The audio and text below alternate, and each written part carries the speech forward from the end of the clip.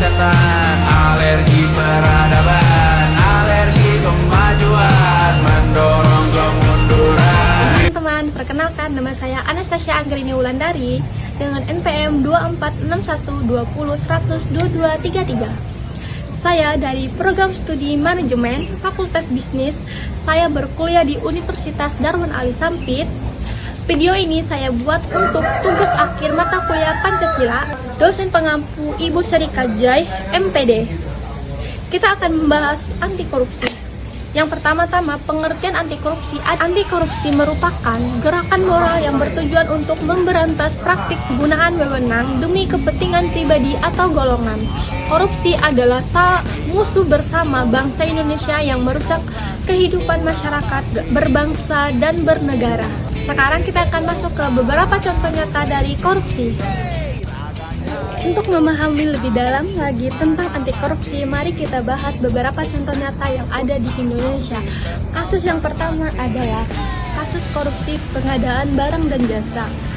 Contohnya seperti seorang pejabat pemerintah menaikkan harga proyek jalan dari 5 miliar menjadi 8 miliar. Selisih 3 miliarnya masuk ke kantong pribadi.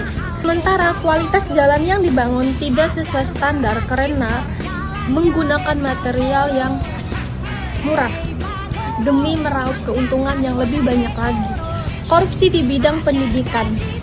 Contohnya seperti seorang kepala sekolah memungut biaya pendaftaran secara ilegal kepada calon siswa, padahal sekolah tersebut adalah sekolah negeri yang seharusnya gratis.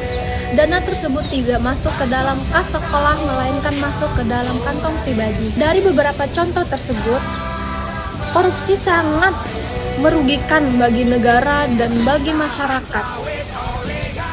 Sekarang kita masuk di peran mahasiswa. Kita sering mendengar bahwa mahasiswa harus menjadi agen perubahan yang memberikan perubahan kepada masyarakat tentang bahayanya korupsi. Kita dapat melakukan sosialisasi melalui berbagai media dan kegiatan kemahasiswaan. Mahasiswa bisa berperan sebagai kontrol sosial yang mengawasi jalannya pemerintahan dan pembangunan melalui sikap yang kritis, objektif, dapat mengidentifikasi praktik-praktik yang berpotensi koruptif. Lalu, mahasiswa harus membangun integritas sejak dini, dimulai dari hal-hal kecil seperti jujur dalam ujian, tidak menyontek, dan selalu berkata benar dalam keadaan apapun. Sekarang kita bakal masuk ke bagian upaya pencegahan korupsi. Pencegahan korupsi dapat dilakukan melalui beberapa cara, yaitu dengan cara menanamkan nilai-nilai kejujuran dan integritas dan tanggung jawab sejak usia dini melalui pendidikan formal ataupun informal. Yang kedua adalah penegakan hukum, menerapkan sanksi yang tegas dan tidak pandang bulu terhadap pelaku korupsi, serta memperkuat lembaga-lembaga penegak hukum.